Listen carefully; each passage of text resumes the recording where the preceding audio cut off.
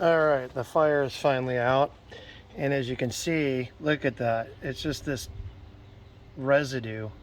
It's almost like, I don't know, like caramelized molasses, whatever it is. And this is the one that burned with the regular diesel fuel in it. Um, and then the one to the left is the 10-year-old diesel fuel, and it actually burned cleaner than this stuff. And this customer bought this not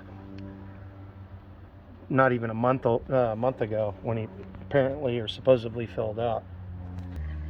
Also, this is an injector, 505. This doesn't even have 100 miles on it. And it's got, as you can see, around the orifices, there's like these little mounds, little volcanoes where soot is built up. And that's stuff that you see usually with wore out injectors, not new injectors with less than 100 miles on it. So either you got a bad injector or you got some sort of fuel issue. And I don't know how well this is coming out, but yeah, that is not no good. There's the entire set of injectors that I had to do. This is a brand new set, like I said, less than 100 miles. Two of them are completely shut down. 6, and what was the other one? I thought I marked it. It was 6 and 5 again, shut down. So yeah, yeah, it's really frustrating. So the customer I talked to the customer, and he apparently got his diesel fuel from a local gas station. They have the cheapest diesel fuel in town. And nothing against buying diesel fuel from the cheapest place in town, but my advice would be carry one of these 1-gallon jugs with you if you go to these cheaper places. And before you start pumping your tank full of this diesel fuel, just take a sample and take a look at it. If it looks like this, if it's all murky and it's not clear and clean looking, almost like a greenish blue tinge where you can see through it. I mean, you can see my hands through that. You can't see your hand, and I got my hand behind it. You can't see your hand behind it. Yeah. Best to step away. Tell the attendant, get your money back, go somewhere else, or you're going to end up with a world of hurt. And yeah, this is, you can even see there's like this caramelized buildup around the outside of the can as it burned off.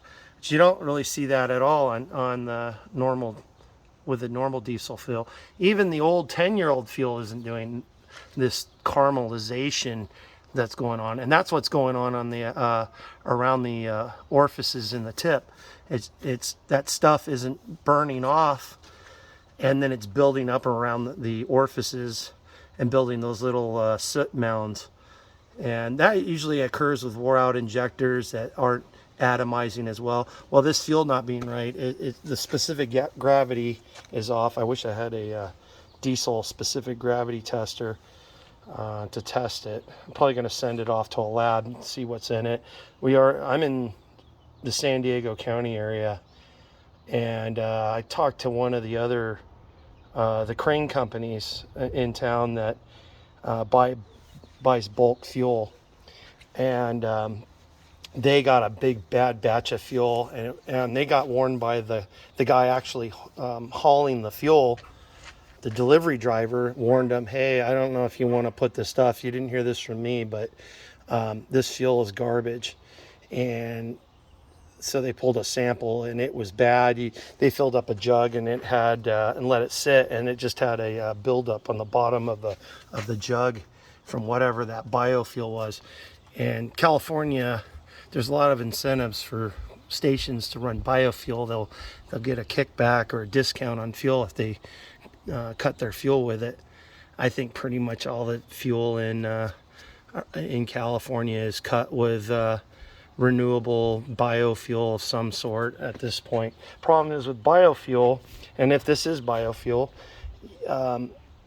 if it's, they say it's B5, B10, B20, but the problem with it is it doesn't mix well. It's like salad, Italian salad dressing. When it sits, it separates out.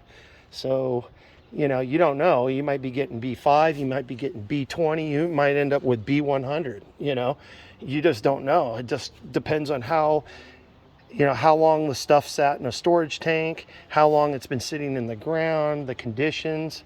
There's a lot of factors, so you got to be careful. Yeah, it's just getting really frustrating, and I'm noticing getting into some of my customers' tanks, the fuel is starting to look a little murky, so there's something going on. It's been years since I've had a major fuel contamination issue. And you think, oh, well, I'll go to Chevron or one of the name brand stations. And they're not always good either. I had a customer came into town from Northern California and stopped off at a brand new Chevron station. It wasn't brand new. It's probably about a year old after they opened it. Filled up with diesel. He didn't even get half a block and the thing shut off. Towed it in my shop. Thing was completely filled with water. And then he went back to the gas station. He complained. They acted like he didn't know what he was talking about. And then I drove by a few days later, and all the diesel pumps were shut down. And they were shut down for, I would say, 6 months after that, because they had some sort of water. Somehow water was getting in their underground tanks, or they were getting a bad batch of fuel from somewhere. I don't know which, but yeah, it can happen.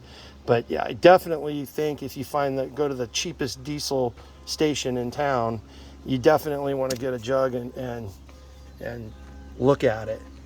We used to advise people going into Mexico because that was a common problem down there. The stations were cutting the fuel. They were actually putting water in the tanks. And we tell people, hey, take a clear gallon jug with you. One, you can actually verify you're getting what you're paying for in quantity. And then also you can check to see if there's water or anything murky in it. And if there is, don't put it in. And anyway, that's all I got for today. Thank you.